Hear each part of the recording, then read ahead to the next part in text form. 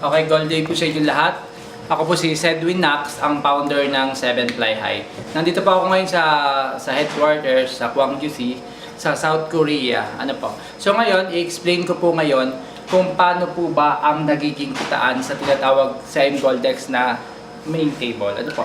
Usually naman po talaga dito talaga sa main table or pumasok ka sa Goldex, talaga ang marketing plan niya talaga is 1+2. So, ibig sabihin, kailangan pag pumasok kayo, dapat may matarget kayo na dalawa. At kung iisipin nyo po siya, kung sa matatarget nyo, pagpasok nyo po na dalawa, isang bilis po ng pagbagsak niyan. Lahat ng tao, mag-invite sila ng tigda dalawa lang, so bibilis po yung takbo. So ngayon, ano po tayo ngayon ng start ng marketing plan. Ito po yung pinakang tinatawag na main table sa Goldex. Ito po, for example, ako po si Sedwin. Ako po yung pinaka-exiters. Ano po? So, may tinatawag dito. Ito po ilagay ko dito is number. Pero itong number is so kumokonekta sa tao po. For example, ito po yung pangalan ng tao. Si 1, si 2, saka si 3. Tapos yung sa kabila naman, pangalan din po ito ng tao. Si A, si B, si C. Opo. Okay, malinaw po. Ano po? Ibig sabihin po, nilagyan ko lang siya ng ganyan para mas mabilis siyang maintindihan. Pero ito po ay kumakatawan po sa pangalan ng tao. So ngayon po, nung pumasok dito po sa table, kailangan pong mapuno yung 8 slot na nasa taas. So ngayon, si B, kailangan niyang makapag-invite din siya. Nung pumasok siya dito, bumaba yung table and then naghahanap siya ng invite niya. So wala pa siyang na-invite, naka-invite lang po siya ng isa.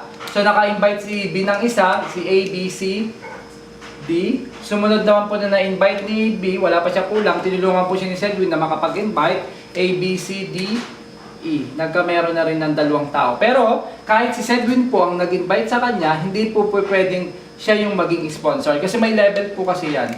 Ito yung tinatawag na level 1, level 2, level 3, saka level 4. Okay. So ganun po yung scenario. So ibig sabihin kung si B, may na-invite siya si D, si E naman ang nag-invite niya si Sedwin, pero hindi yan pwedeng ilagay connected sa kanya.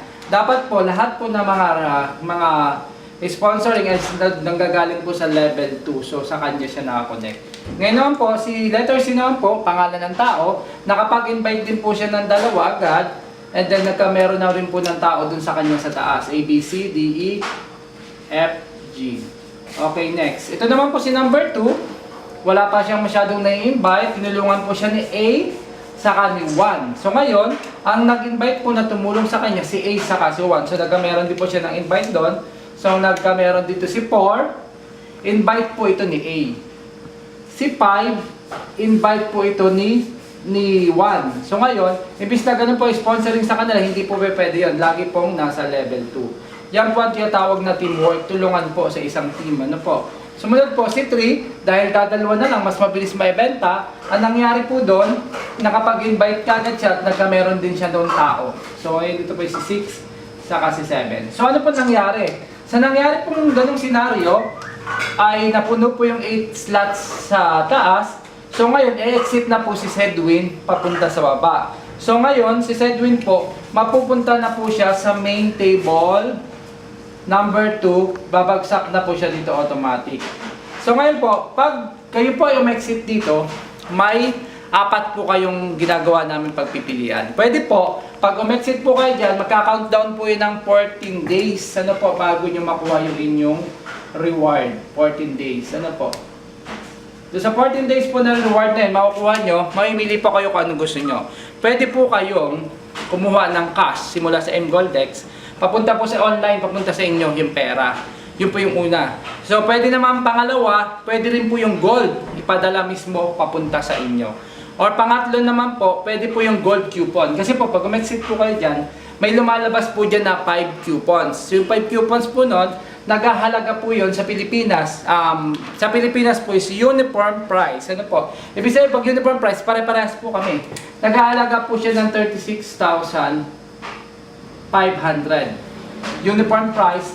So 5 coupons po yun, di times po natin siya sa 5. Times 5, total is 182,500 pesos. Yan po yung total na matatanggap nyong award. Ano po? So, uniform price. So, ang nangyari po doon, pag umexit na po si Sedwin at napuno po ito, ang mangyayari, si Sedwin po ay napapunta na sa table 2. Yung table po 2 na tinatawag na to, so bago po natin pag-usapan yung sa table 2, tingnan po natin kung ano nangyari na po sa table na to pag umexit po si Sedwin. Ang mangyayari po sa table na yan, mag-i-split na po yung table. Tapos ang mangyayari po, ito na po ang itsura ng table niya. Ito na po si 1, siya na po ang sunod na exiters, si 2, si 3, 4, 5, 6, 7. And then sa kabila naman po table, kasi nag-split siya, naghati, ito naman si A, si B, si C, D, E, F, G. Tatanda, ulitin ko lang po ito pong A, B, C, D, F, G is pangalan ng tao. Ito 1, 2, 3, 4, 5, 6, 7 pangalan din po ng tao. Ginawa ko lang pong ganyan para mas mabilis po nating maintindihan. So, ang nangyari po, ang gagawin po dyan, to sa level, nung bumaba po si Sedwin na papunta din siya sa table 2, nag-split na po yung table. Pag nag-split po ng table, same procedure po ulit ang gagawin. Pagtutulungan po ng mga nasa table na magkakuha po ulit na sila ng recruitment ng tigwa 8 para maka-exit ulit. Same procedure din, kailangan din punuin po ito. At kailangan din punuin po ito. At pag napuno po yan, ang mangyayari po dyan, exit na rin po yung dalawa at mapupunta na rin po sila sa tinatawag na table 2. Sa table 2, ang kinagandahan po dito, pag kayo po yung nasa table 2, hindi nyo na po kailangan mag-recruit. Ito yung tinatawag na sinasabi nila pag kayo nasa table 2, hayahay na po yung buhay, masarap na po yung buhay. Kasi one time kayo nag-invest, unlimited po yung income. So dito po, maghihintay na lang po kayo. Hindi nyo na po kailangan tulagin ng tao. Kasi po, autofill po ito. Kumbaga, yung company na po ang mismo maglalagay nyo ng tao, galing po sa iba't ibang mga table, hindi po lang po sa team ng 7 Fly High. Ano po? So tulungan po yan. So nangyari po dyan, pag hanggang mapuno po ito, pero kung kayo po yung may mga recruitment at marami din kayo mga kaibigan, tulungan po natin itong table 1. Kasi po yung pagbilis ng table 1 is pagbilis din po ng table 2 nyo. So kung may mga recruit po kayo, ilagay nyo lang po sa table 1, and then para makatulong, yun po ang magtutulak sa inyo. So ang scenario po, so ang nangyari hanggang sa bumaba na rin po ng bumaba yung table, marami pong nagtulungan na pupunta dyan. So hanggang umabot na dito si Sedwin, at pag abot ni Sedwin dito hanggang sa napuno, ay i-exit na ulit po si Sedwin dito. At tatanggap na naman po ulit siya ng automatic po na 182,500. So 182,500, ang gagawin po yun is 5 coupons po yun. So ang mangyayari po, automatic na po yun na magdideduct. Imbes na 5 coupons po, hindi na po siya 182,500. I-minus lang po natin yung 36,500 sa 182,500. Yun po yung magiging award nyo po dito. So ibig sabihin, 4 coupons na lang po ang pwedeng makuha po dito. At hindi na po siya 182,500. Minus na po ng 36,500. Ano po, paki-compute nyo na lang po. So ang nangyayari po, pag umexit po si Sedwin dito, mapupunta na po si Sedwin sa table 3. Sa table 3 po, ibig sabihin, sa table 3 po, yung nabawas po isang coupon sa kanila, nag-automatic po na pupunta sa table 3. So pagdating naman sa table 3, maghihintay lang po yan at i-income naman po dyan si Sedwin ng 182,500. Pag umexit siya sa kabilang table, diretso na naman po siya sa table 4. Sa table 4 po, i-income na naman po siya ng 182,500. And then sa income po niya dyan, magbabawas na naman po na isang coupon.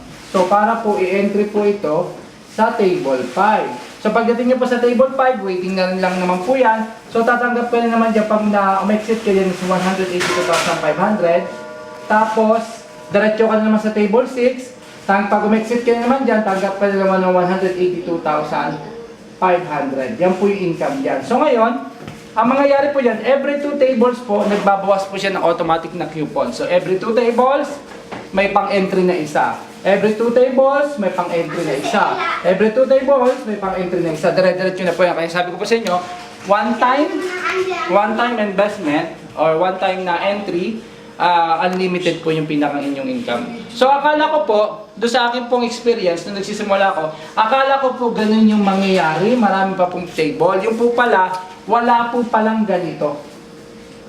Ang akala ko lang po is ganyan. So ang maganda pong senaryo, mas maganda pa na nangyari, nung umexit po si Sedwin, ang nangyari po, umiikot lang po pala siya dito sa taas. So nandito na ulit si Sedwin. Ang nangyari po doon, si Sedwin is table 3, ang kasama niya po is mga table 2. Ang kinagandahan po noon, pagkatapos po maitulak si Sedwin at siyang umexit, Si Sedwin naman po ang aakyat dun sa taas at siya naman po ang magtutulak sa atin. Pero yun po, isang table lang po, tawag to, one cycle lang po siya, pero yung table po is nag-i-split din po dito. Ano po? Pero dito sila magkakasama-sama. So laging sumusunod, kahit saan kayo pumunta, yung susunod po sa inyo, susunod din po yan sa inyo sa table. Yung po yung kinagandahan ng income nito. Kung ibig sabihin yung income nito, one time lang po tayo nag-invest or nag-entry, pero yung income po natin is unlimited. Okay, ito po yung karamihan tanong nila. So baka daw naman po sa laki ng nilalabas ni Mgoldex na pera or sa dami na tumanggap. So baka naman po sa huli is baka wala na pong tanggapin yung mga susunod pa. Kasi baka mangyari daw po ang scenario nito is baka malugi na or bumagsak na yung Mgoldex. So ibig sabihin, hindi po magiging stable yung company. Kumbaga, pagkatapos po pinakita yung iba, yung mga nauna lang kumita. Tapos yung mga huli na, wala na silang mga tanggap. So dito po yung ating i-explain po sa kanila kung mababangkrap po ba yung ating company. So ngayon po, kukumputin po natin yung kung ilan po yung magbabayad kay Mgoldex. So computin po natin siya. So may 8 pong magbabayad kay Mgoldex na magbabayad po sila ng 36,500. Uniform price po ito ng 1 entry solo. So i-times po natin siya sa times 8. So 36,500 times 8, ang suma total po nun is tatanggapin po ni Mgoldex is 292,000 pesos ang pwedeng tanggapin po ni Mgoldex. Pagkatapos po tanggapin pa lang po pagkatapos tanggapin ni Mgoldex ng 292,000 pesos, ang mangyayari po dyan, may a-awardan sa Mgoldex na exit ng 182,500. 182,500. Yan po yung bibigyan ng award ni Mgoldex. So pag minus po natin yan, yung tinanggap ni Mgoldex na 292,000 pesos minus 182,500, so may lalabas po dyan na 109,500. So ibig sabihin, habang yung mga member ni Mgoldex is pinapakita niya na 182,500 kada isang tao na umi-exit at tumatanggap ng award is tumatanggap din po si Mgoldex ng 109,500 sa kada isang tao. Yung po ang kinagandahan, habang pinapayaman po niya yung mga tao, yumayaman din yung company. Parehas po yumayaman. So ibig sabihin, hindi po siya mababangkrap. Saka ano po ba yung company natin? Ang company po natin at ang ating produkto is gold. Kahit saan po siya ipaglaban yung produkto is maganda talaga. So wala po siyang lugi.